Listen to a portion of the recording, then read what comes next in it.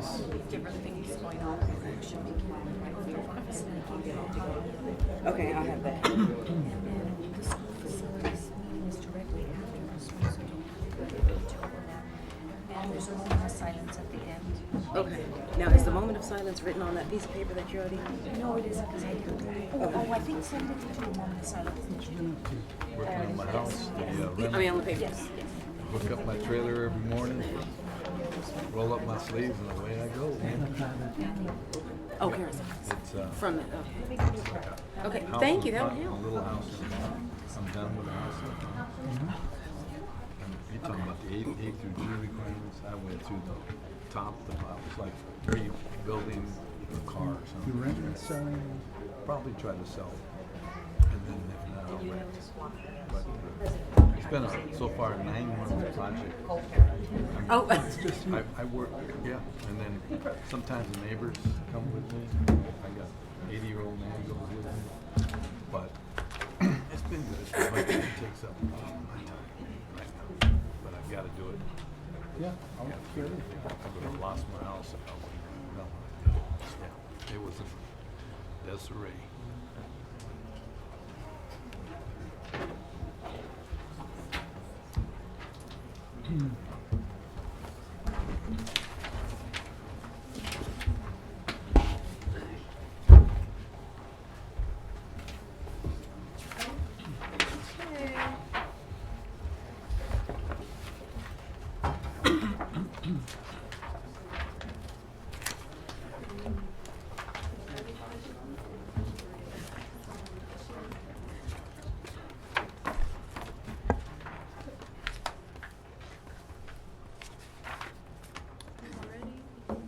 It's like the chair is still empty.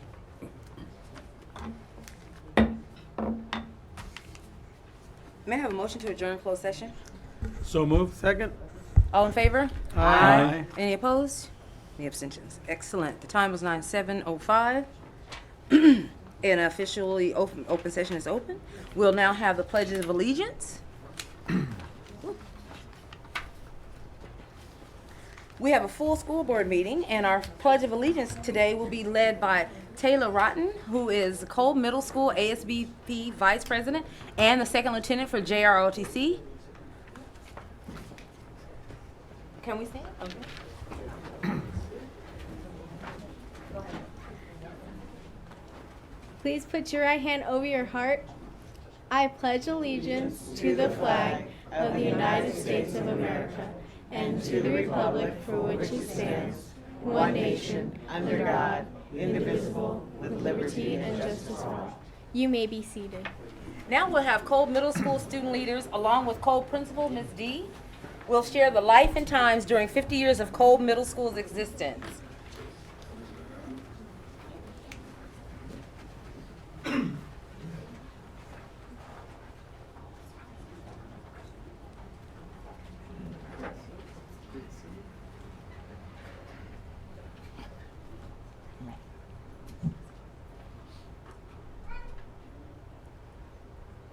Good evening. This is Monique Ariano, our Cole ASB president, and I am Lauren Erickson, the ASB advisor, loud and proud of the mighty Cole Cougars. I'd like to ask you to close your eyes. Think back to a time 50 years ago when we were protesting a war in Vietnam. Civil rights leaders were assassinated. The first black woman was elected to Congress. Astronauts were orbiting the Earth and landing on the moon. The handheld calculator, felt tip pen, computer mouse, and ATM machines were invented. Why, it was a time of the bouffant hairdo and lava lamps. And in 1967, I'm a Believer by the Monkees was the #1 song. This was when Rialto Unified believed it was time to open a second junior high school. Ben F. Kolb Junior High School, named after a man who contributed much to Rialto's youth, including starting Little League in Rialto, opened its doors in September 1967 to just over 900 7th, 8th, and 9th grade students and 50 staff members. In the year that followed, Kolb began its rich tradition of philanthropy by adopting and sending care packages to the servicemen of Fox Company, otherwise known as the Ghost Battalion. Kolb students also took study trips to places like Lockheed and Redlands to see how rockets were made. Hello, we are Daniela Vega, ASB Director of Marketing, and Genesis Galdames, Kolb ASB Secretary. In 1977, Staying Alive by the Bee Gees topped the charts, and in its first decade, Kolb showed its staying on top, offering students classes such as woodshop, metal shop, madrigals, photography, and home economics. Proposition 13 caused budget cuts and co-ed PE became a permanent fixture, according to the school newspaper, The Kaleidoscope. School lunch prices went up to 50 cents, and competency tests began in the state of California. We are Matthew and Haley Good, ASB treasurers of the class of 1989 and 2013. In 1987, I Want to Dance with Somebody by Whitney Houston shot to the top of the charts just like Kolb's academic record. Just 20 years old, Kolb's Kaleidoscope newspaper was sweeping the county. American History Club visited Washington, D.C., and Future Farmers of America competed at Cal Poly Pomona, taking first place. Kolb Science Fair winners were commonplace, and Matthew Good, that's me, took his science fair project to the state competition. I am ASB student leader Scarlett Louise. The late 90s introduced us to the era of the boy bands, with hits such as Everybody by the Backstreet Boys. It was every tween's favorite song, and in 1997, everybody also wanted to be a cougar. Kolb was winning band and cheer competitions, and other sports awards now line in our trophy case. Hi, we are Rachel Montanez, Melanie Ramirez, and Elise Carrizales, ASB student leaders. 10 years ago in 2007, we were just crawling on the floor, but Rihanna topped the charts with Don't Stop the Music, and Kolb doesn't stop giving back. Since its doors opened, Kolb has had an altruistic spirit. It began with the Home Economic Service Club and Volunteers, and continues today with our Builders Club. Our 12-year-old chapter has donated more money to the Loma Linda Ronald McDonald House than any other school, including high schools and colleges, and monthly sends gifts and cards to lift the spirits of families residing there. We are Dakota Jefferson, ASB student leader, and Austin Teig, ASB treasurer.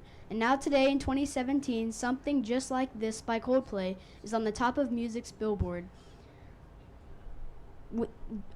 And Kolb continues to shine just like this with the PBIS Silver Recognition, Mesa Middle School of the Year Award, and First Place Newspaper and Band Awards.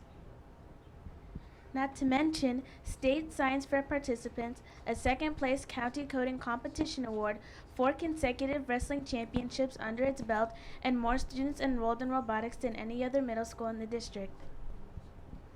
And we are former ASB leaders of the mighty Kolb Cougars, Gino Roten, President Class of 2017, and Celestina Luis, Vice President Class of 2015. So what will the next decades bring? Only time will tell, but we know that whatever challenge Kolb students take on, we have much to celebrate, because like last year's 8th graders celebrated, this is the story of our life. Good evening. Weren't they wonderful? I agree. I am the proud principal of Kolb Middle School. It is with great pleasure that I invite the City of Rialto Council members, Rialto Unified School Board of Directors, Dr. Avila, and everyone who's worked, supported, or attended Kolb Junior High or Kolb Middle School over our past 50 fabulous years to attend our anniversary celebration on Thursday, October 19th from 5 to 7 p.m. on the Kolb campus. We will have entertainment, light refreshments, and activities occurring throughout the event, in addition to reminiscing and reconnecting with people from the past. We hope you will join us as we celebrate our many successes. Thank you.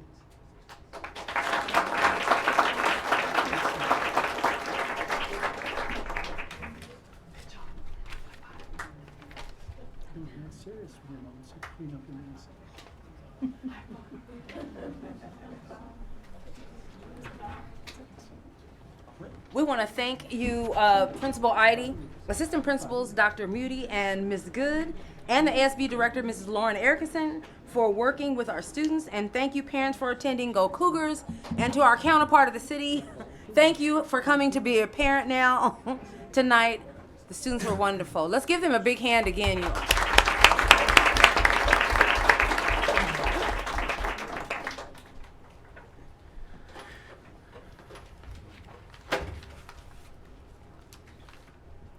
Next, we'll have the administration of the oath of office to our new student board member. You want to come up to the dais, sir? Oh, actually, we'll go right over there.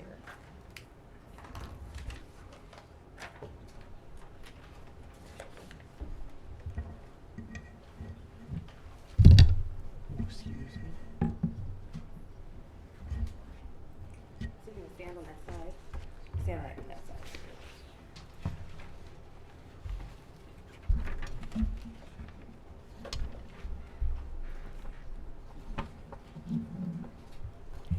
So before we actually administer the oath of, oh, I'm not supposed to touch that. Don't touch, please. Tonight we want to introduce our new student board member before he's even sworn in. To introduce him and just tell you all a little bit about him, he's our incoming student board member from Myler High School, Keon Collins. Keon was born in Apple Valley in May of 2000. When he was 2 years old, his family moved to the city of Rialto. Keon attended Morgan Elementary School, Frisbee Middle School, and Eisenhower High School. He later transferred to Myler High School. Myler was a better fit for me, he smiled, the soft-spoken 17-year-old. Keon lives with his grandparents, Mr. and Mrs. Collins in Rialto. He also has older sisters and brothers. Last year, Keon joined the District Student Advisory Council, DSAC, and decided that student leadership was a scholarly goal. In his own words, he says, the DSAC helped me to grow and gain more confidence. I'm excited to be serving as a student board member and representing RUSD students. His principal, Andreas Luna, added, Keon is a great guy. He's excelling academically, socially, and is considered a leader on Myler's campus. We're proud. Keon's hobbies include listening to oldies, 80s R&B, and attending local car shows. Keon said after graduating, he wishes to enter the Marine Corps. He says that I want to enlist in the military, finish college, start a family, and own a house in San Diego. And that's about it. For now, we are fortunate that this senior will be a big part of the Board of Education, and we welcome Keon. And so as we go, thank you. I'm going to have you raise your right hand. So turn this way and look at me. This is very serious. Okay. Do you, Keon Collins, solemnly swear to support and defend the Constitution of the United States of America and the Constitution of the State of California against all enemies, that you will bear true faith and allegiance to the Constitution of the United States of America and the State of California, that you take this obligation freely without any mental reservation or purpose of evasion, and that you will well and faithfully discharge the duties about which you are about to enter? Your response is? I do. With this oath, you are now seated officially as a student board member of the Rialto Unified School Board. Congratulations.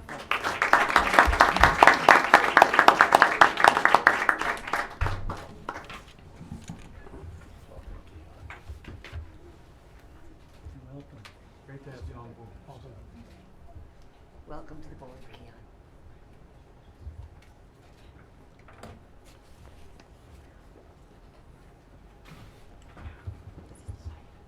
Back way.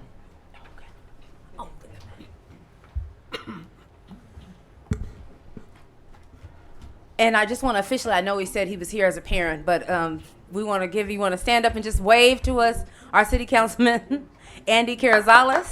That was his young lady who was a part of our tribute to Cole. And we just want to say again, thank you, Keon, for choosing Rialto as a place where you'll provide and serve and lead here. I know you've been with us since last year, working with DSAC and contributing and learning all the way, so we know that you're going to jump right in, and you have our support. Thank you.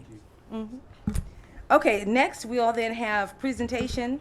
Oh, excuse me, no. We're going to do the report out of closed session. Thank you, President Walker. We do have two.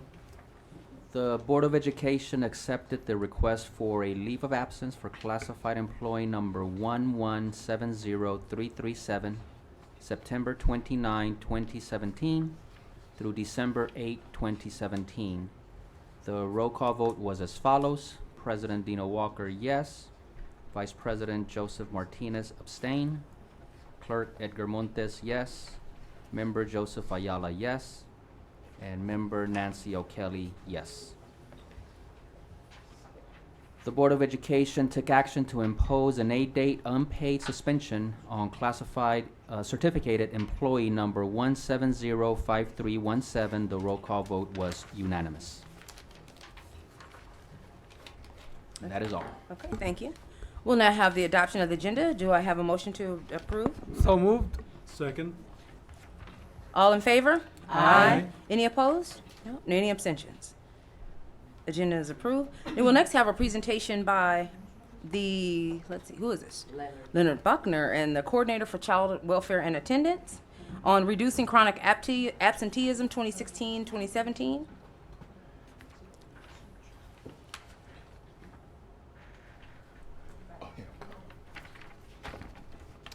So good evening, Board and Superintendent. Thank you for the opportunity to come up and present on chronic absenteeism. So in celebration and recognition of Attendance Awareness Month, Student Services and Child Welfare and Attendance would like to celebrate our schools who achieved a chronic absenteeism rate of 10% or less for the 16-17 school year. The California Department of Education has defined chronic absentee as a student who is absent on 10% or more of the school days in the year in which they are enrolled. The following schools have worked diligently with child welfare and attendance to remove barriers for attendance and created a school environment that has resulted in a school chronic absentee rate of 10% or less, which is aligned with the Rialto USD LCAP. As a result of their hard work, these schools not only are being recognized publicly, but they will also receive $500 to continue the work of decreasing chronic absenteeism. So I would like to have each school representative or principal come up so that their school can be recognized. Starting off with Boyd Elementary.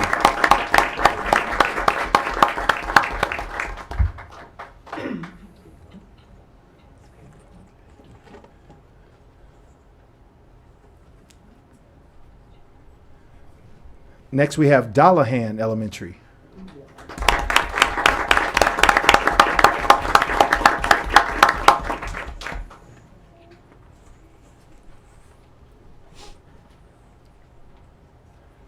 Next we have Dunn Elementary.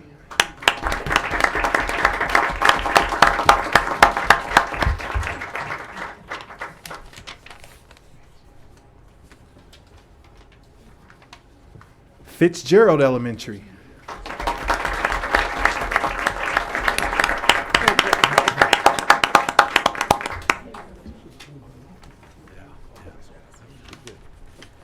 Garcia Elementary.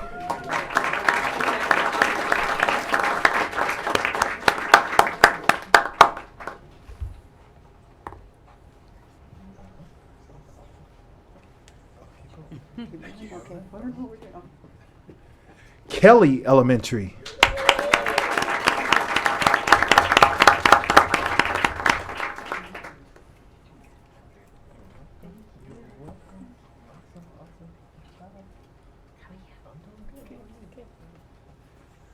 Cordiac Elementary.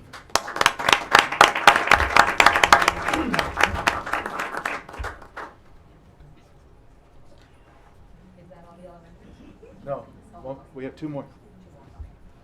Is that okay? Let me get, she's cutting it down. Let me get this batch, because I don't want to miss anyone. So let me get all of you guys first. Big smile.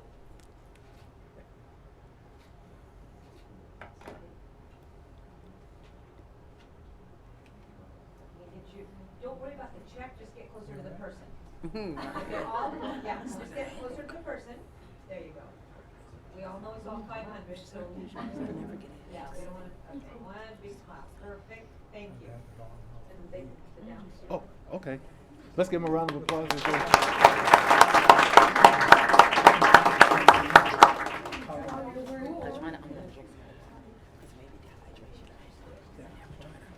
Next school is Simpson Elementary.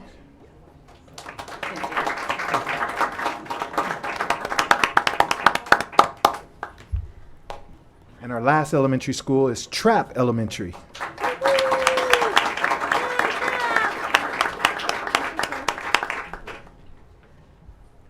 And in this one, can we have the board with us? Sure. Board? And of course, Mr. Becker. Oh, it's all about them. Yeah, well, it's your department. Yeah, it's all about all of us. Okay. Go in there. We'll have Mr. Buckner right in the middle. There we go. Get a little bit of everyone here. Okay, perfect. Be 1 second. Smile, everyone. Thank you.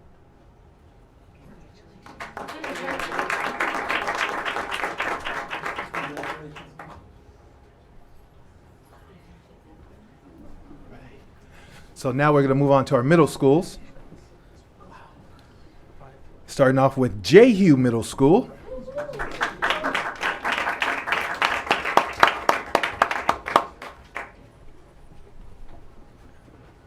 Kolb Middle School.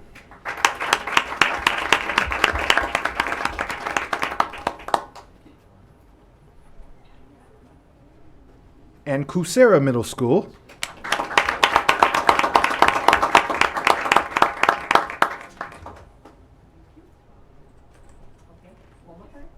You want to do all the secondaries together, or you want to? Oh, So we got, is there two or just we got one more. Just one? Break her out. And last but certainly not least, Carter High School.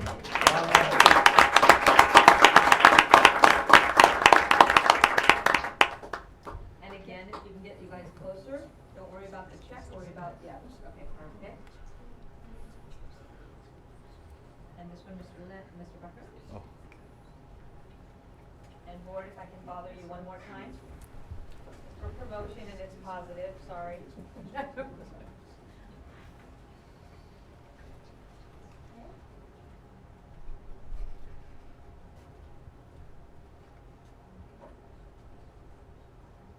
All in here too. 1, 2, 3.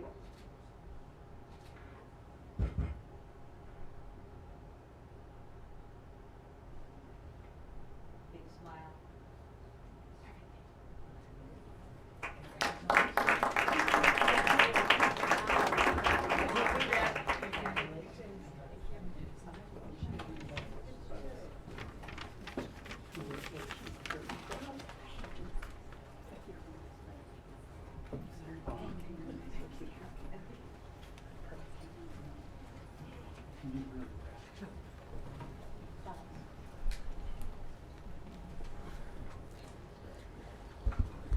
Next, we'll have a presentation for School Dude Maintenance Direct Work Order System presented by Les Anderson, Director of Maintenance and Operations. Excuse me, Les Alexander.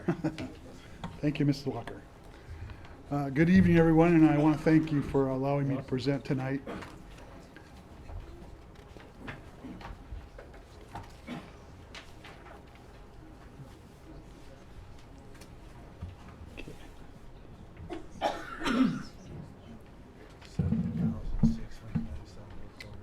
In January of this year, the Maintenance and Operations Department launched a new work order system, Maintenance Direct, which replaced an old, outdated DOS-based product that was no longer supported. Maintenance Direct offers easy report generating and real-time information on work orders that are submitted by school sites and administration sites. It is used by schools throughout the state and by many districts in San Bernardino County.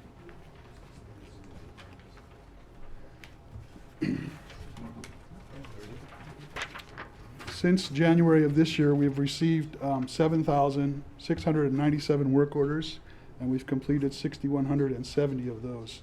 In addition to processing work orders daily, the maintenance department works hard to ensure that all sites maintain the good repair standard as required by the state.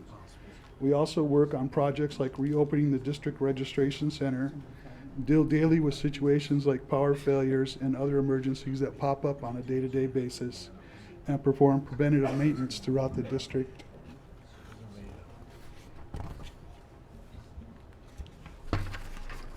Work orders are created when requesters log on to the system.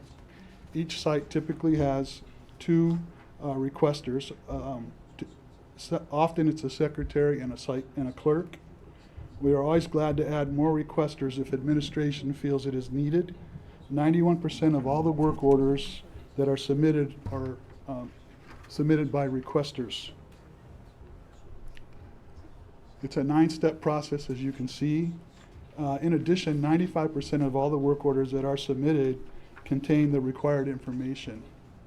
It's a simple drop-down system. There's no guessing or having to type stuff in. Much of it is just drop down, select your site, and then move on to the next field. The only one that does require some typing would be the step 4, which is where you put a description. We like as much detail as we can get, but of course we want it brief as well. Requesters can see all their work orders that they've submitted by selecting the My Requests tab. Let's see if I can get the pointer to work here. As you can see, this work order is in a new request, but as you go down the list, she has one here that's pending, and then also some of the other statuses that the work orders can follow. Typically, a work order goes from a new request to pending, to a work in progress, to complete and close. The difference between a completed work order and a closed work order, the closed work order would contain all the labor hours, materials, and costs associated with the work order. Each time the work order changes status, an automatic email is generated to the person that put the work order in, telling them that your work order has gone from a new request to a pending request, and those emails are generated all the way through till the work order is closed.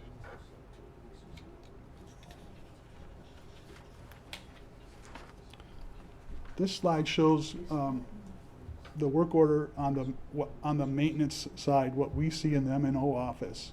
So you can see here that there's a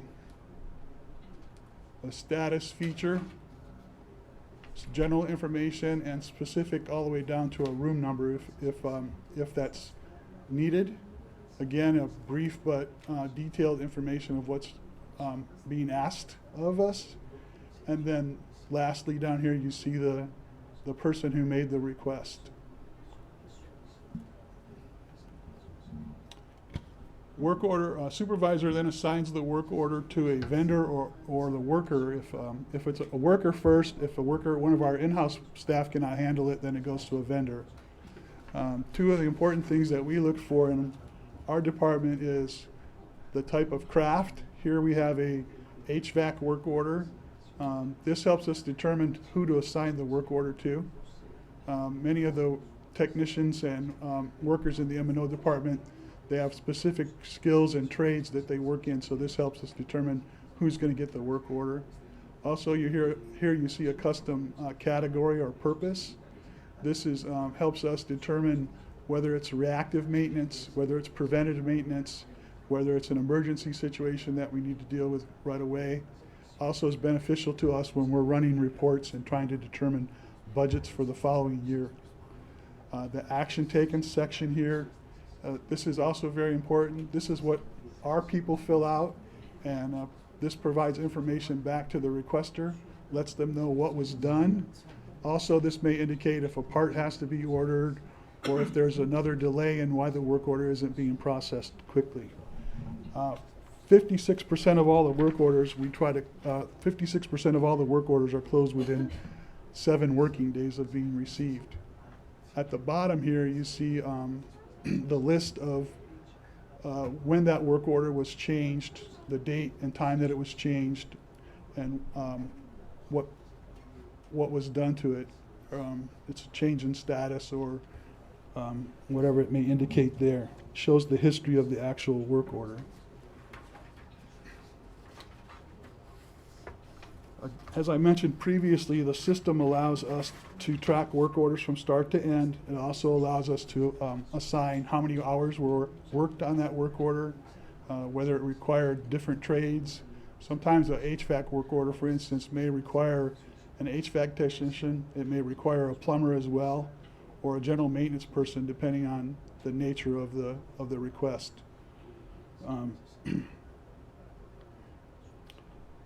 So one of the goals of the department is getting tablets in the hands of all our technicians. So this system has an app. You can work it on your phone or your tablet. A tablet would allow all the technicians to close the work orders on site as the work is completed.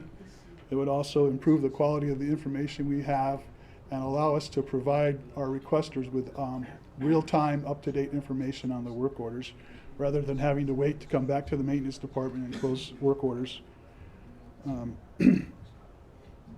The system also, a link to the system is also on the department's web page. So we've tried to make it much easier than the old DOS-based system was. And we find that it's really helped us increase our productivity and help us to figure out where we're at with the amount of work orders received and how to plan for the outstanding work orders that still need to be addressed. So if there's any questions at this time, I'd be glad to try and answer them to my best of my ability. Yes, sir. That's a lot of work orders. A lot of work orders. My question is, Mr. Alexander, how many is in the department, would you say, roughly? Our maintenance department is about 47 people. That includes supervisors as well. Okay, so let's just say we had 100. That would be 61 work orders a day. Yes. And there's 8 hours a day. Right. Because if 6,100, roughly 6,200 were completed, that's an awful lot of work orders. I mean, it is. My gosh. What's the percentage?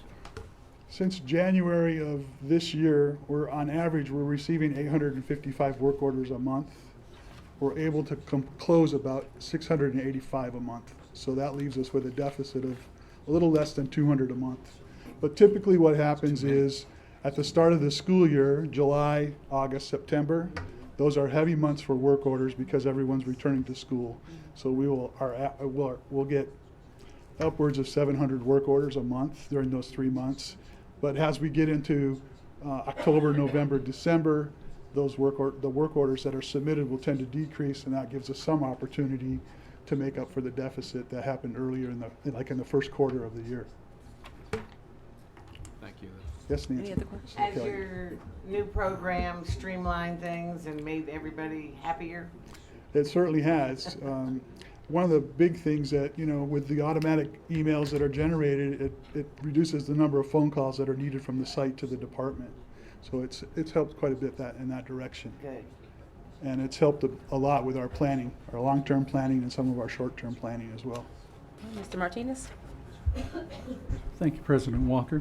Evening, Les. Good evening, sir. Thank you for giving this pertinent information to us. Greatly appreciate it. What is the expectation for timeline for filling a work order out? Let's say I, in the past, have not really been filling them out daily. Is there a daily request to our people to fill it out same day or weekly, or what is that? From the requesters, certainly we'd like to have the work order in our hands as soon as the problem is made available to that person. A routine work order, we would like 7 to 10 days to have that work order closed. A safety or emergency work order, we like to close that within the next working day if at all possible, which we try to do on a daily basis, weekly basis. Okay, thank you. You're welcome. Are there any other questions? Thank you. Thank you. Well, thank you very much.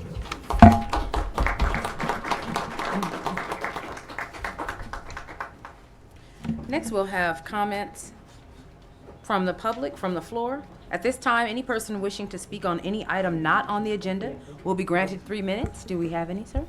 We do. You have Jorge Rivera.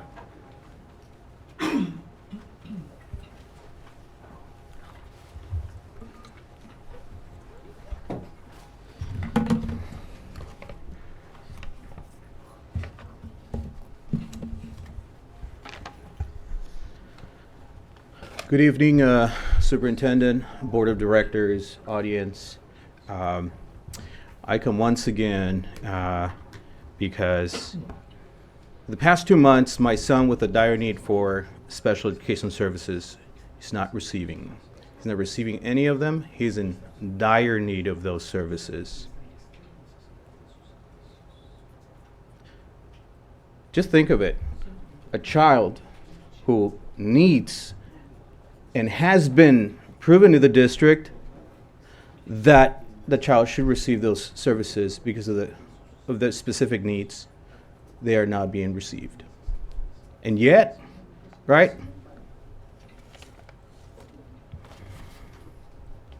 This is a legal notice. This is a notice prepared by an attorney, right? Think of it. The services are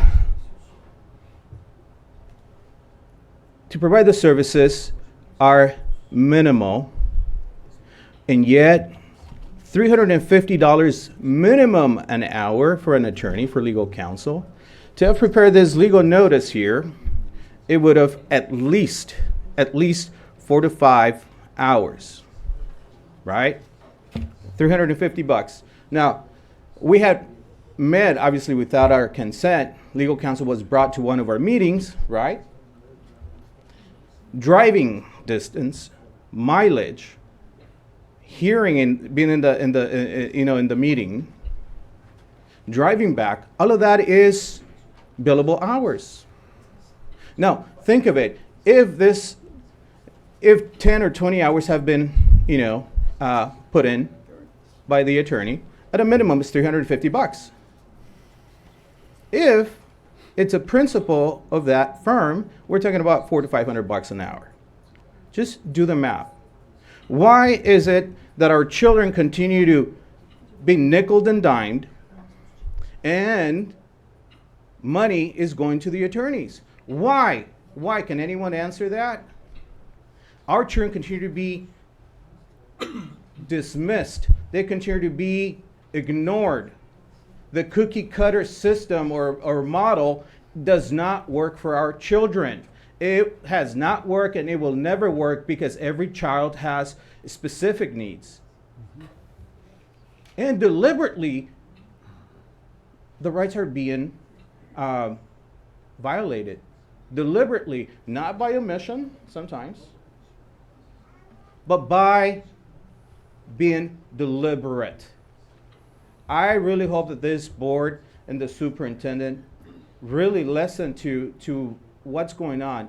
I am just a parent who comes up here. Not everyone has the same need, obviously, but just because we're outspoken, thank you. You guys get to hear what's going on. Thank you.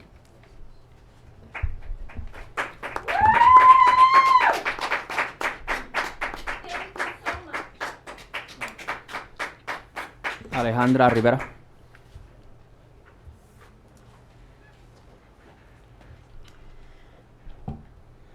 Good evening, board members, Dr. Avila. I'm the parent of a student eligible for special education in the Rialto Unified District boundaries. I'm here once again to express my disappointment. Since summer, actually, my son hasn't received extended school year services. He's eligible. His IEP indicates that he's an eligible student for extended school year services. And as you should know, students who are eligible for ESY services are students who are learning new skills, would regress during the long summer break, and or have limited recoupment capacity. So I'm here because the district, there's no accountability. Why can district personnel decide that my son doesn't receive his needed services? Why do parents have to seek direct state intervention to get our children's services? Where is the accountability? We've brought this up, but there's no corrective action on behalf of the district. So I'm really here because it's ongoing. Since the summer, no services, and now 2 months into the school year, no services. And we need to fix our special education system. We need changes. It's not up to certain individuals to make those decisions. It's the students' rights, it's in their IEP, and they need those services. And that's why things are the way they are. That's why we are where we are, because of this culture in this district, in the special ed department. You need parent engagement. You need to work building parent trust. You need to work with sensitivity training so that the district knows how to work with parents that have children with disabilities. And, you know, don't nod your head. Don't nod your head because you do not understand. We need you to really make a change. Thank you. Tobin Brinker.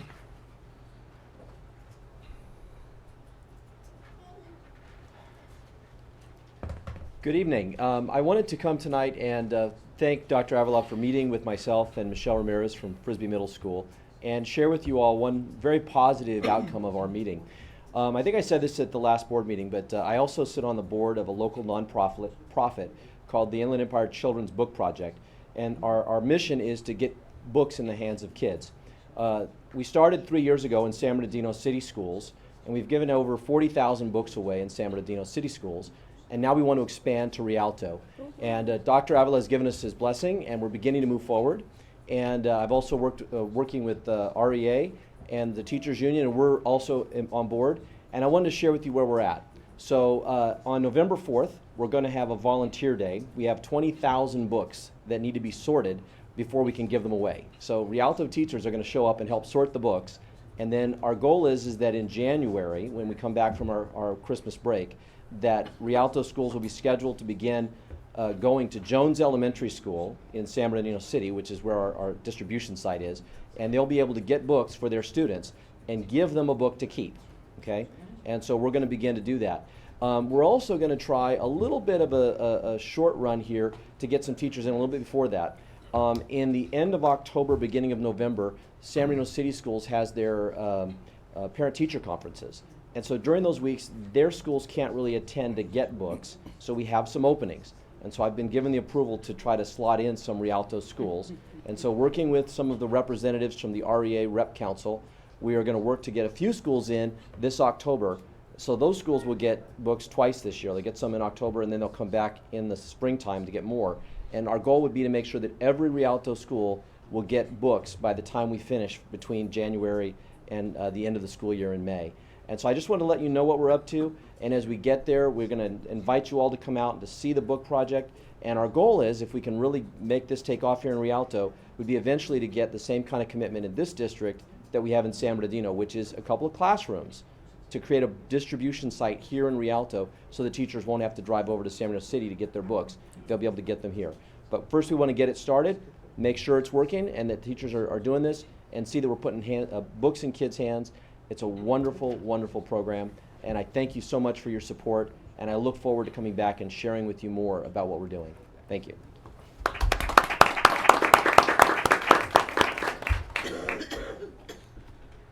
Desiree Alvarez. I'm here because I'm kind of bothered about your cupcake policy or your birthday treat policy. My son's birthday is next month. I really wanted to bring in cupcakes. I'm told I can't, not even store-bought ones. I had to go through nutrition services, and I love her. She's amazing. I love all my teachers and principals. But anyways, to get to the point, I asked her if I could put a dinosaur cupcake topping on it, and she said no, that she couldn't, that I had to coordinate with the teacher. So I talked to the teacher. She's like, no, you don't have a food handler's license, so you can't. So I think if I even got a food handler's license, I think the answer would still be no. So at this point, I'm trying to figure out why this rule is in place. If it's a food safety issue, we could just change it to store-bought. If it's a nutrition issue, my issue is this. Why are we selling this stuff? You know that the kids are not allowed to go door to door. So really it's just the parents buying it and the kids eating it. So if we're gonna be selling junk food, why can't we have junk food in the classroom? And you know, really, when I thought about all this, a couple things come to mind. The transparency issue. when you guys voted on this, parents were not notified. Maybe it was put on an agenda on the website, but we don't get notified the way we do when our child misses a day of school and we're told to go to Saturday school or whatever. And I really feel like there's a disconnect between this board and the parents and the families and even the employees. I used to be a substitute teacher here. And I really at this time would like to see transparency. I'd like to see this rule undone. But more than that, I want to see a task force put together to connect with the parents of this community and find out what we want and what we need. Because I think you're trying to tell us what we want and what we need, but we know what we want, we know what we need for our children. I know for me, I do want birthday treats in the classroom. I want Halloween parties. The curriculum is crazy. I want so much for my child, daily access to technology. Not only that, I find it crazy that this is a policy that you focused on. My child's also a special needs student, and I tried to do intake for him. I called November of 2015. He did not get his first speech session until May of 2017, and I jumped through all of the hoops.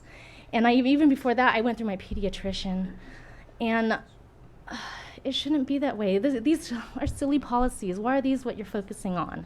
So I'm asking you to undo it. And maybe I'm wrong. Maybe the parents are fully in agreement with you. But why not find out? Put together a task force. I'm willing to head it up. I know I can meet with other parents, and I know I can do this. I have a background in PR. I have a background in public education. And I'm willing to volunteer all the time and efforts to it. And that's all I have to say.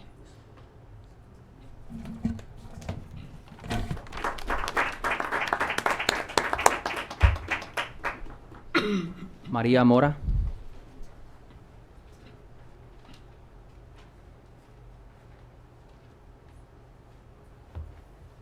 Hola, buenas noches. Mi nombre es...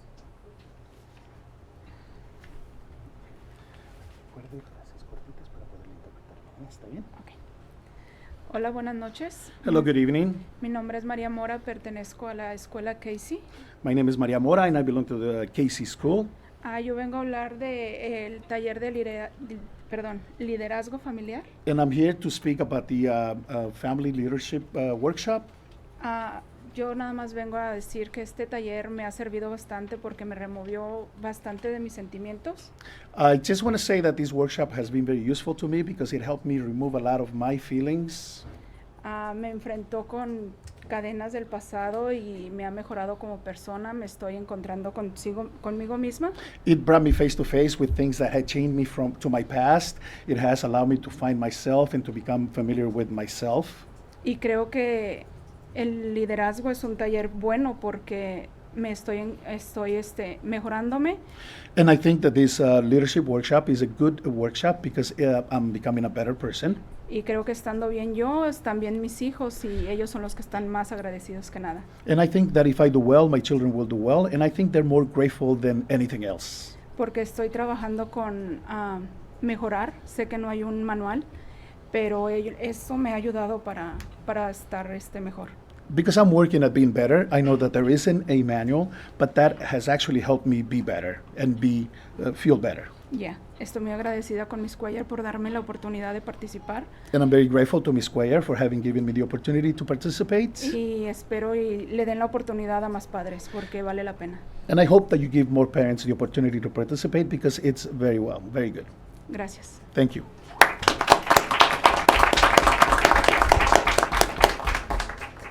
Juan Silva.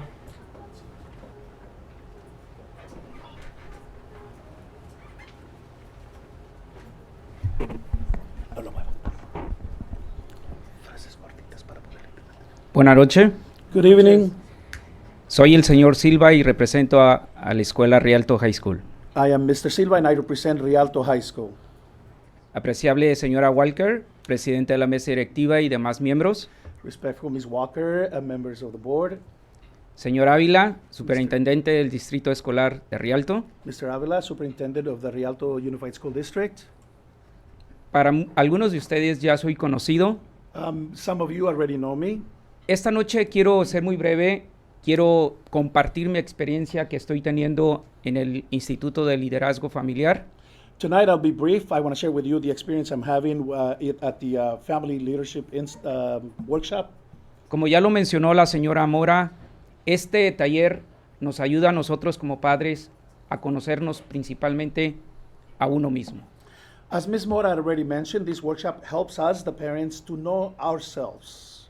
Nos ha enseñado a encontrar el verdadero líder que somos nosotros, cada uno en nuestros hogares. It has taught us to find the true leader that we are within our families. Quiero mencionarles que gracias al trabajo en equipo que están realizando los señores directores, la señora Cuellar, la señora Rodríguez, el señor Oswell y el señor Ayala, están obteniendo resultados para mí extraordinarios porque estamos viendo verdaderos líderes en nuestros hogares. I want to mention that the teamwork that the people mentioned are carrying out has worked wonderfully because they are showing us the true leaders that we have and that we are within our families. Exhorto a todos los padres de familia And I invite all the parents que este 14 de octubre que vamos a tener la cumbre de padres se acerquen, that this October the 14th, when we'll have the Parents Summit, that they come, ya que vamos a tener una especie de taller because we'll be having a kind of a workshop donde vamos a dar mayor información porque nos gustaría que nuestro distrito sea un distrito con padres verdaderos, líderes y que puedan conducir a sus hijos al éxito. We'll be giving you more information because we want a district that has parents who are true leaders and can guide their children in the district. Quiero reconocer también el apoyo de todos ustedes, I also want to recognize the support from you guys, all of you, de nuestro superintendente, from our superintendent, para dar continuidad a estos talleres to give continuity to these workshops, y que ojalá que cada uno de los directores en sus escuelas den la oportunidad de tener estos talleres para, vuelvo a repetir y ser reiterativo, tener padres convertidos en verdaderos líderes. and that I hope that each principal at each of the schools will give the parents the opportunity, and again, and I want to reiterate, so that we can have parents who are true leaders. Muchísimas gracias a todos y espero verlos en la cumbre el 14 de octubre. Thank you, everyone, and I hope to see you at the Parents Summit in October.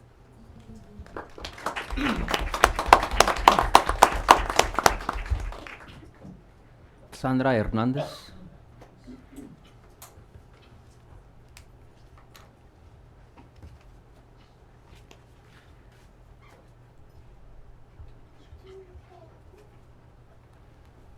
Muy buenas tardes. Good evening. Mi nombre es Sandra Hernández. My name is Sandra Hernandez, Soy padre de familia de la Escuela García. and I'm a parent at the Garcia School.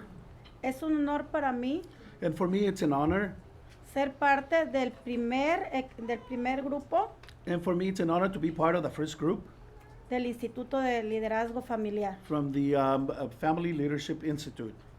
Me gustaría I would like que nos siguieran ayudando that you would continue helping us, a los padres, the parents, a seguir con este instituto to continue with this institute, para ser mejores líderes, to be better leaders, porque este instituto because this institute nos ha ayudado has helped us como padres as parents a saber que en nuestro hogar to know that in our home comienza el éxito, is where success begins.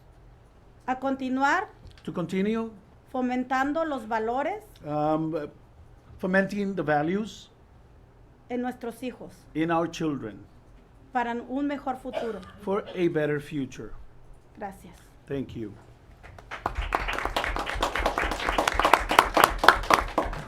That's all we have.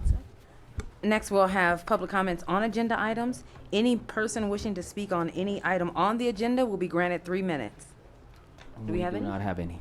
No? Okay, next we'll have comments from association executive board members, Rialto Education Association, REA.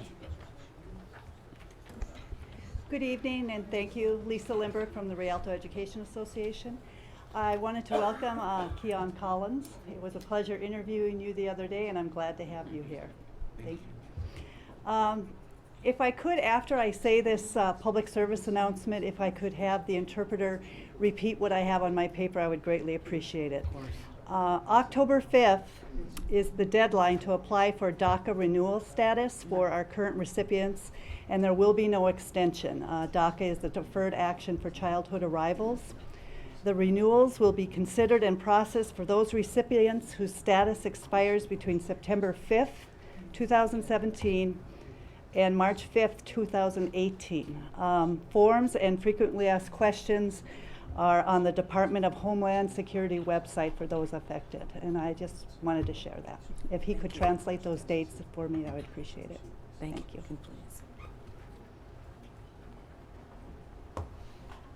My glasses. If I can find my glasses. Oh, here we are. Sorry. Have them right where they are.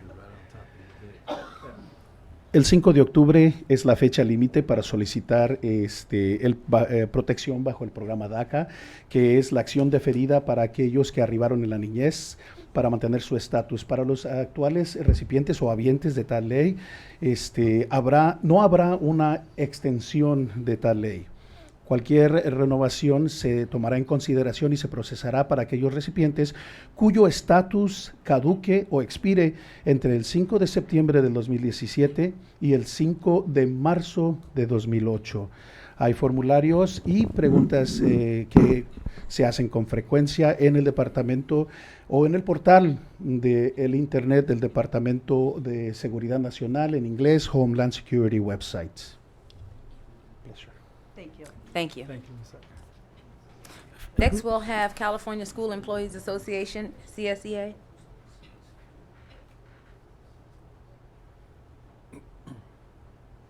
Going once, twice, 3 times. Communications Workers of America, CWA. Nope. Rialto School Managers Association, RSMA. Good evening, Board of Education and Dr. Avila. I'm Connie Richardson, the president of our Rialto School Managers Association, and I would like to let you know that this next Wednesday, October 4th, we are hosting our annual welcome reception for all of our new administrators and managers that have been hired in the district since about last January. And so we're going to meet right here in the this room down the hall in the West Wing at 4:30. And we'll go until about 6:30, and we're going to have a sports theme this year. Our theme is Welcome to the Team. So we invite each and every one of you to come along as well and join us, and we hope to see you there. Thank you. Thank you. Next, we'll have comments from the superintendent. Thank you, President Walker, and good evening. And as you have heard from our students and staff, Benjamin Franklin Kolb Middle School will be turning the Big 5-0 with a celebration on October 19th of this year at the Kolb campus from 5 to 7 p.m.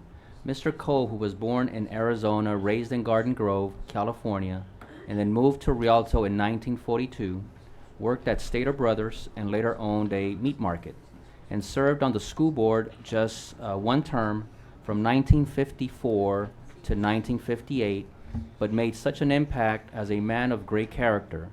2 of his 3 children, Ben Kolb Jr. and Donna Lynn Mueller, became teachers. Ben Jr. was a teacher and principal in Northern California, and then became a high school teacher in Oregon. Donna taught 3rd grade at our very own Georgia Morris Elementary school here in the district. And I hope to see many of the staff, students, and parents from the past and present as we celebrate the longevity of yet another one of our awesome schools. Again, thank you, parents, for your historical students, thank you, students, for your historical preview of the world back then. And just some of the highlights from the last couple of weeks. I did have the opportunity to attend an ice cream proficiency ice cream social at Frisbee Middle School, held in the NPR for all current 7th and 8th graders, for those who were proficient on their exams last year. It was a great opportunity to speak with some of our teachers, students, and counselors, especially Mr. Eugene Florence, who coordinated the efforts with his leadership team. I was also able to attend the County Schools PBIS 2nd Annual Recognition Showcase, which was held at the Victoria Gardens with Rialto and Eisenhower High Schools, Kolb Middle School, Kelly Elementary School, and Curtis Elementary Schools receiving recognitions. It was a fantastic to observe the principals, teachers, and district PBIS teams collaborate and earn top honors at the county level where our county superintendent, Mr. Ted Alejandro, acknowledges that great things indeed continue to happen in the Rialto Unified School District. I also like to thank and congratulate Ike Singers, who performed at the San Bernardino County Superintendent of Schools State of the County address. And while I was not in town to attend the event, I understand these amazing students were the closing act and truly brought the house down. I also had the opportunity to visit Casey Elementary School on 2 occasions.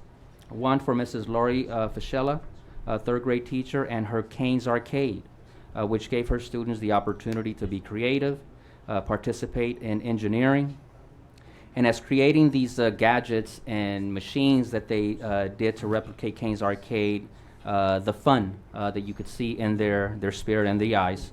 Look us up on Facebook. We do have video of kids participating in Canes Arcade.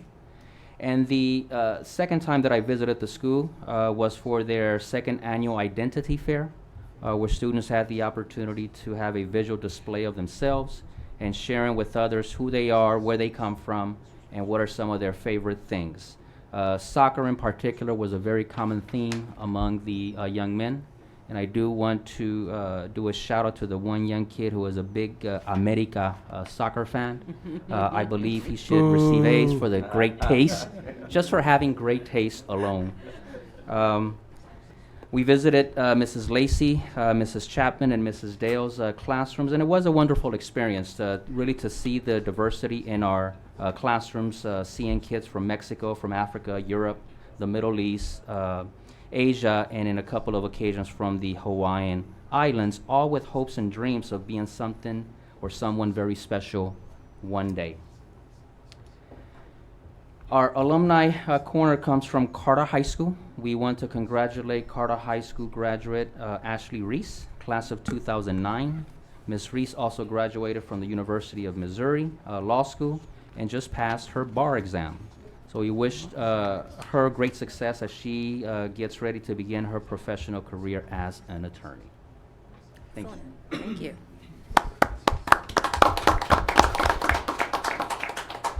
And next we'll have comments from board members, and tonight will be our inaugural address from our student board member, Mr. Keon Collins. You actually have the first report. Good evening. Good evening.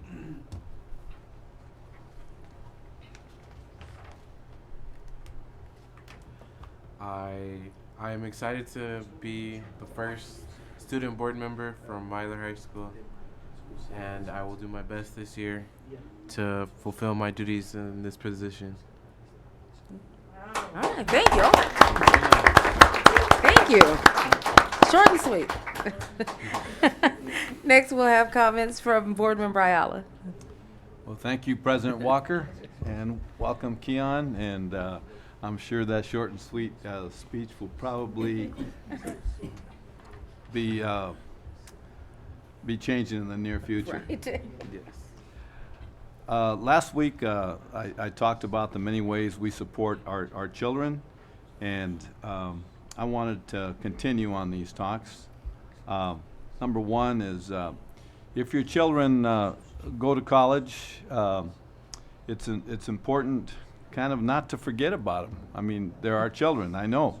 They're away, and you kind of say, well, okay, I got to go to work tomorrow, I got to do all these things. But they're out there, you know, by themselves. They've left the nest. They need our support. And one way you can do that is give them a friendly little text, a little smile. Call them. Don't bug them while they're in class, but find out what their schedules are. Give them an email. I can remember when I was in the service and I got a letter. I mean, it meant so much to have a contact from a family member or a neighbor or a friend. And it's no different for a child in college. And if there's special events at home, somebody's birthday, invite them anyway, even though you know they're not going to show up. Send them a card that wish you were here, that kind of thing. You'd be surprised. Sometimes they'll make an effort and go out of their way and surprise you. And that will be an emotional experience that will be a milestone for the entire family. it's important with our kids not to take too many chances. And what I mean by that is it's important to set goals at all levels. You know, we setting goals with the superintendent, with the school board, the staff, what we're going to try to accomplish. It's no different at home with your children. They can be simple goals, but and from time to time, it's important to reevaluate those goals. They don't have to be long-winded, complicated, but something that can be achieved. And maybe establishing some simple routines are in order to achieve those goals. So let's not leave this to chance. Let's continue to support our kids however we can, but it's important to do it with goals and strategies, and most of all to let them know that we support them because we love them. Thank you so much for the opportunity to share some words with you. Thank you. Next, we'll have comments from Board Member O'Kelly. Yes, and welcome, Keon. We are very happy to have you, so it'll be a good year. And I was delighted to attend the State of Education address by County Superintendent Ted Alejandre last week. Actually, Ms. Walker and I both attended, but we both forgot to sign in, so we weren't introduced during introductions.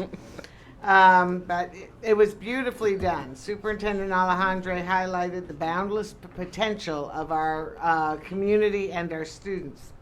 With the firm belief that early literacy skills lay the foundation for a child's success from cradle to career, county schools, county preschool services, Children's Fund, and First Five San Bernardino are partnering to deliver the wonderful Footsteps to Brilliance program, starting with a cohort of 1,500 preschool students in the county.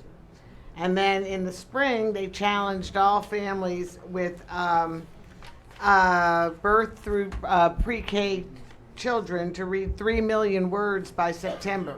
As of September 1st, the preschoolers had read 13.5 million words and over 49,000 books in the Footsteps to Brilliance program. In Rialto, we have implemented Footsteps to Brilliance in preschool through 3rd grade and are already getting great results from this initiative.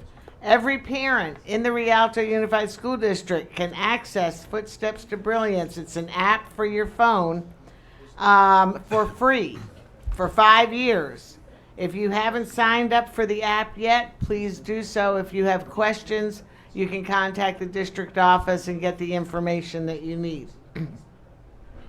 The State of Education address also highlighted so many wonderful educational opportunities and initiatives throughout the county, such as the Promise Scholars, the San Bernardino County countywide student advisory panels, and the new California Data Dashboard. So I was really proud and excited to hear all of the wonderful things that are going on in our county. He also, the Superintendent Alejandre also had students participate in the State of Education address. He had representatives from the student advisory panels come, and they spoke from their heart. I participate as an elected official on the student advisory panels, and I love doing it. They came and talked about how it has changed their lives and how it has made them so much more confident and, going forward, meeting people and talking to people. It's a wonderful opportunity for them and for us as elected officials. And they said it has changed their lives. They also had a dance group from Arroyo Valley High School in San Bernardino. They performed a beautiful dance number. And as Superintendent Avila just said, the Ike Singers were the culminating act, and they brought down the house. They did an amazing job, and I was so proud. They always do. I always am proud to see them. And the song they sang was his kind of slogan for this whole thing: we are all in this together. And with that, when we're all in it together, there's no limits to what we can accomplish. So it was a really uplifting event, and I'm looking forward to next year's. Thank you. Have a good night. Thank you. And next we'll have comments from Board Clerk Mr. Montez. Thank you. Board President, Ms. Dina Walker. I first just want to thank again and congratulate all of the hardworking people at, let's see here, Cordiac, Fitzgerald, Boyd, Dullahan, Dunn, Garcia, Kelly, Trapp, Carter, and missing anyone? Kucera. On their achievement and on their the rewards. You know, it really speaks volumes to all the great work that we're doing in our district. I want to thank Casey Elementary, Mrs. Lori Facilla also for inviting me to her third grade. Was it third grade? Yes. Classroom. She had a bunch of different classrooms come in during my visitation, and I too got to see their version of the Cane's Arcade. And for those who haven't seen Cane's Arcade, it's a video, it's a small movie, and I can't see it without crying. Every time I watch that movie, it just brings tears to my eyes. And no matter what, I can watch it 100 times, I'll cry 100 times. But it's such an inspirational story, and it's inspired a worldwide movement.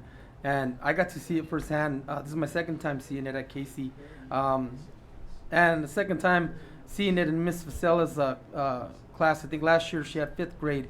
But the kids' imagination, you know, the things that they come up with to make those cardboard arcades, and what I was commenting, what I shared with the students and with her was that it reminds me when I was a kid, me and my brothers, we used to use those big cardboards, and we used to make little clubhouses, and we even used to take the big cardboard boxes to the backyard and make little forts, and you know, sling mud at each other and stuff like that. We don't want them to do that in the classroom, but it just speaks volumes to the creativity and the imagination, and I think that's the goal, to motivate the imagination of our young minds. I want to also thank REA President Lisa Lindbergh for sharing with us regarding DACA, and it's a big thank you really, because there's a lot of people who don't want to, you know, get involved or mention anything with all of the heightened political climate in our country nowadays. But I do want to share some information regarding a free workshop for those who would like to get assistance or help regarding DACA applications and renewals. I did just recently share the information with Dr. Avila, and I hope that the board, if it's okay with the board, maybe we can get this information out to our parents, for those who it might benefit, their students and parents that might be interested. Maybe we could put it on the district website or the district Facebook or something. It's Saturday, September 30th, 2017, from 9 to 1 p.m. So that's this Saturday at St. Catherine's of Siena Church. The address is 339 North Sycamore Avenue in Rialto. And it's, I believe, the San Bernardino Community Service Center Incorporated is taking part in that. And there's a phone number here if you'd like to call and register to reserve a spot. And that phone number is 909-885-1992. And it says you can obtain a legal assessment of your case to see if you qualify for other benefits. And if people have financial hardship and can't pay the $495 filing fee, this organization might be able to help. So this information was given to me by a community advocate who works specifically with these types of causes. I do have a Spanish version of the flyer. I don't know if we could have our interpreter read it, if that's okay with everybody. But since he's here, maybe he could just read this to the public. Renew your benefits? No, no, No, the mic. Sorry. Nobody can hear me. Okay. Renew your benefits No, en for español. DACA today. Es que está en español. ¿Quiere que la traduzca del español al inglés o quiere que la lea del español al español? Que la lea. Gracias. Renueve sus beneficios de DACA ahora. La fecha es el sábado 30 de septiembre del 2017 de las 9 de la mañana a la 1 de la tarde. El sitio es la iglesia de Santa Catarina de Siena, localizada en el domicilio del 339 al norte de la avenida Sycamore, en la ciudad de Rialto, California. Si tiene dificultad financiera y no puede pagar la cuota de procesamiento de $495, podemos ayudarle. Obtenga asesoría legal personalizada para ver si califica para otros beneficios migratorios. Llame y regístrese para reservar su espacio al número 909-885-1992. Y esto es de parte del San Bernardino Community Service Center. President Walker. Thank you. Muchas gracias. And again, I want to thank Ms. Lindbergh for sharing that earlier. For those who are interested, the workshops this Saturday, and I don't know if they'll have any more workshops, but I'm sure the phone number provided might be able to give some information. I do just also want to say, and finish with my quote, and I've quoted it before, but I like quoting it whenever it seems like we're in a time of controversy, and it's a Dr. Martin Luther King quote. The measure of a man is not during times of convenience and comfort, but in times of controversy.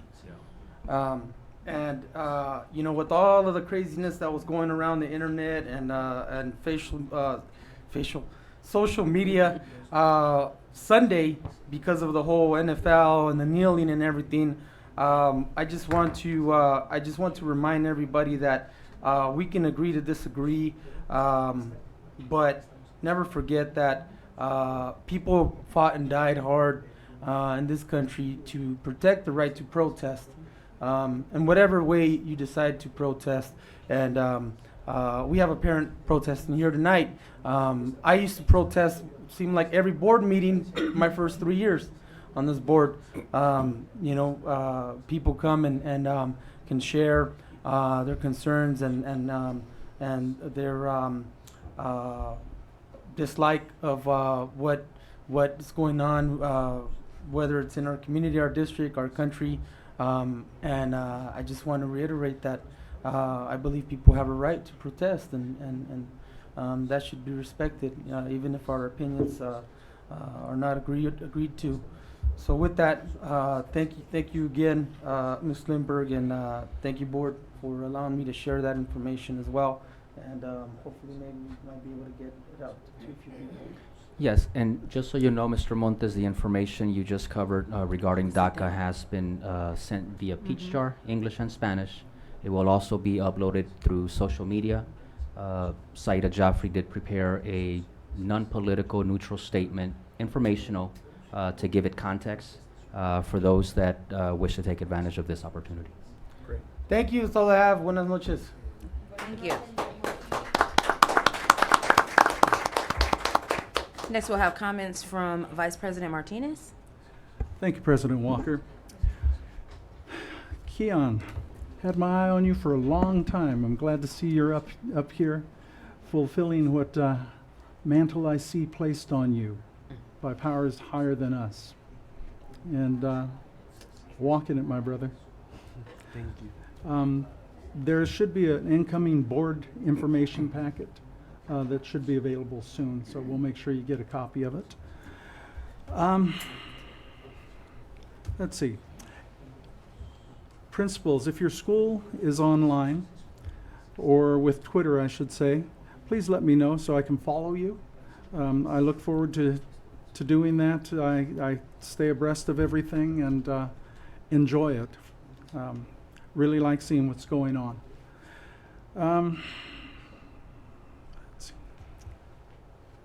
Right along that line, these info boards, infographic boards, I love them. I rarely comment on them, but PBIS on this side and on this side, a labor of love. What to do, what not to do. Okay, good reminder even for me. PBIS, and I assume they're from both the same school. Kodiak. Okay, Kodiak, thank you. It says so right up here. Follow, I'll start following on Instagram. Let's see. I was disappointed with our CASP scores today. And I look forward to better scores in the future. I'll leave it there, trying to stay positive. And Madam President, that's it for me. Oh. Thank you. Thank you. And that just leaves, my comments are just, again, very excited about Eisenhower High School's performance at the State of Education for the county. We ended it with a blast, so, you know, people left on a great note and with the vision of Rialto in their brains. So that was a great thing, a wonderful example of some of the great things we have in our district. And then the other thing was just the attendance of the UCAN conference, the college and recruitment fair last week was really exciting. Dr. D'Souza and everybody who worked on that whole team, I mean literally, because it was everybody who kind of worked on it from everybody, had a part to play in the conference. And it was really exciting, not only for the students, but for the parents that actually came too, because a lot of parents came this year to help their students. And to seeing the kids getting the acceptances and the scholarship money and, you know, just kind of going back up to the table repetitively saying, announce my admission, and, you know. And Derek, I know he just left, but he was one of the announcers. And just getting the excitement around, right, cutting up, being, you know, and just really getting the kids excited about the whole opportunities. And I'm glad the report, we actually have a report on kind of what happened for the kids that turned in their information. So it's great to see what opportunities that particular investment that we've made for our students is yielding. And the last thing I want to say just about that day is that when I say about everybody working together, I had a chance to, as a part of the media team that Saida was bossing everybody around on, having to be out and greet the students, which is so great, you know, but to really be, bossing us around. So it was really great because we had our team, you know, and everything to come up and greet the students as they came in. But at one point we were outside where the buses were. And so we actually greeted the kids as they came off the buses. And it was so good, and I want to give a shout out to CSEA and the people that work in our classified areas, because those bus drivers had smiles on their faces, everything. They just had energy, and it was just great to see that. And so the kids getting on the buses and getting off where those, you know, the people that were driving there were happy and congratulating them and smiling. It was just a great thing. And so I know I got a chance to say, you know, thank you to several of the bus drivers, not all of them because I wasn't out at all the buses. But again, for CSEA, thank you for really that customer service, that caring, those smiles for that morning, picking up and dropping off. We really appreciate it. Thank you. That's it. That's me.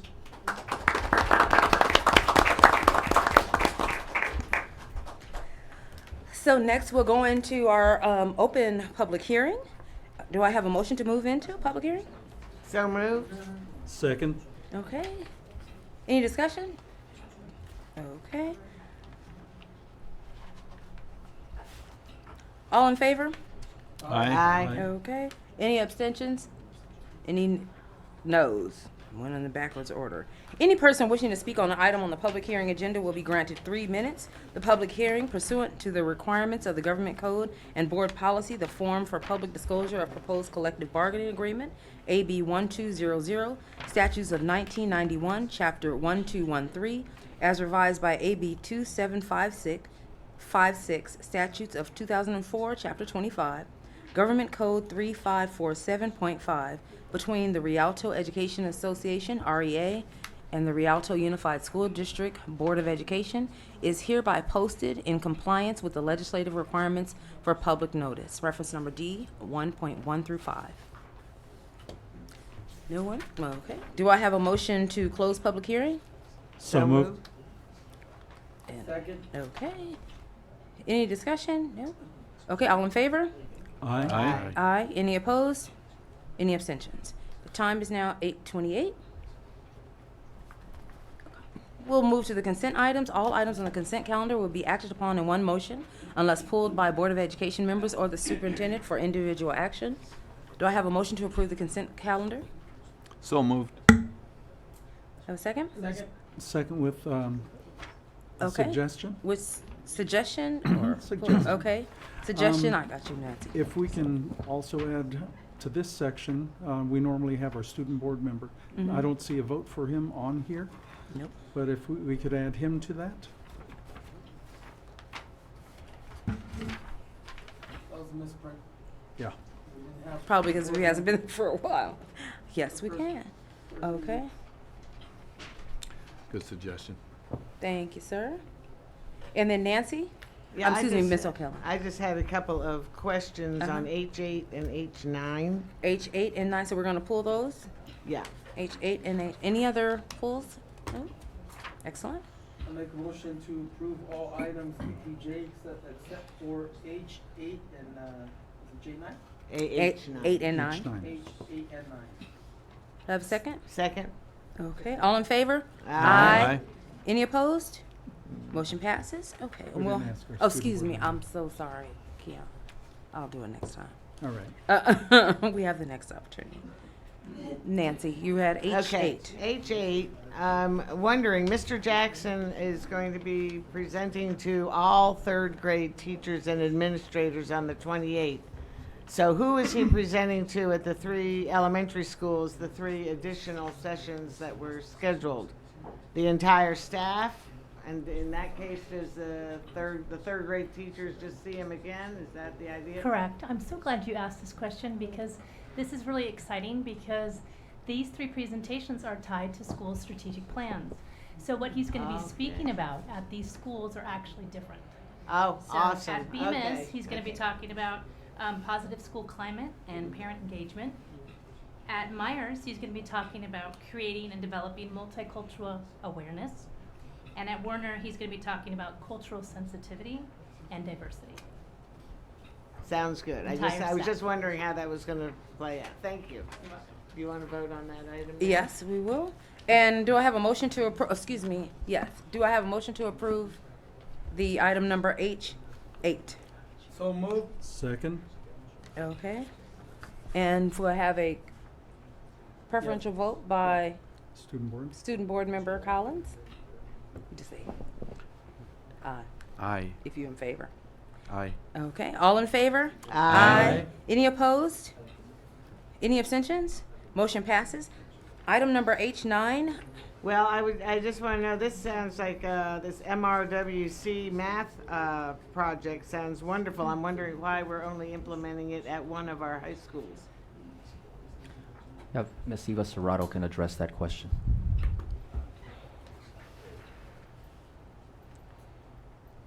Hi, good evening. My name's Eva Serrato, and the reason we only have one high school is all 3 of our high schools applied for it, but Cal State only chose a few schools from throughout the state, and Carter High School was one that was chosen. Oh, okay. I just wondered. So they choose, right? Yes. Okay, it's not But something that. No, all everybody- 3 of our schools applied for it, but they All only right. chose one. Thank you. This looks like was the equivalent of the WRC course. Okay. Yeah, ERWC, the writing prep. Okay. Excellent. Any other questions about H9? Okay. Do I have a motion to approve? So moved. Second. Okay. And I have any more discussion? No. Then preferential vote by Mr. Collins. Aye. Okay. All in favor? Aye. Any opposed? Any abstentions? Motion passes 8 through 9. So we'll now go to discussion items. Discussion item action number 1 is to ratify the tentative settlement agreement between the Rialto Unified School District and the Rialto Education Association. Do I have a motion to discuss? To move? So moved. Second. Okay. Any discussion? Okay.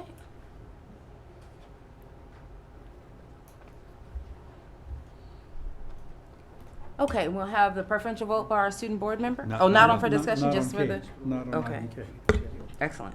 All in favor? Aye. Any opposed? Any abstentions? No. Motion passes. Number 2, to approve the recommendations of the administrative panel, hearing panel, stipulated case number 17-18-4, reinstatement case number 16-17-25, 16-16-60, 14-15-55, 13-14-69. All in favor? Aye. Oh, excuse me. Oh, well, we need a motion. Right, I was just I'll gonna make say. the motion. Thank you. Okay. All in favor? Aye. Any opposed? Any abstentions? Ms. Motion Walker, passes. just a correction. The second number should read 15-16-60. I believe you read out 16. The second number is 15-16-60. Yeah, it sounded like you said 16-16-60. Right. Okay. Just for the record. Thank you.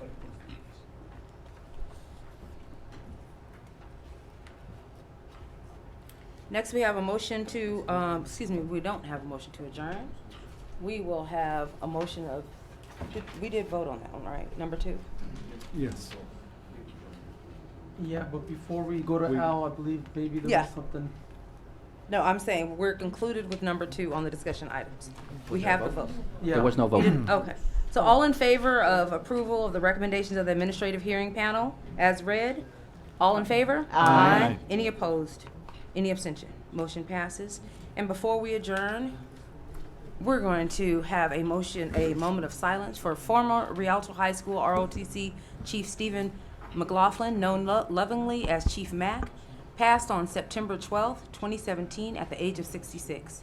A Vietnam veteran who began his career in 1993 as the opening ROTC instructor at Rialto High School. Chief Mac was known to his students and cadets and RH staff as a kind-hearted, fair military leader who instructed with the greatest dignity and pride, and above all, loved his cadets. Chief Mac, who retired from the RSUSD in 2012 after 19 years of service, will be laid to rest tomorrow at Water of Life Church in Fontana. His burial will be held at the Riverside National Cemetery at 1 p.m. Please join me in bowing our heads for a moment of silence for Chief Mac.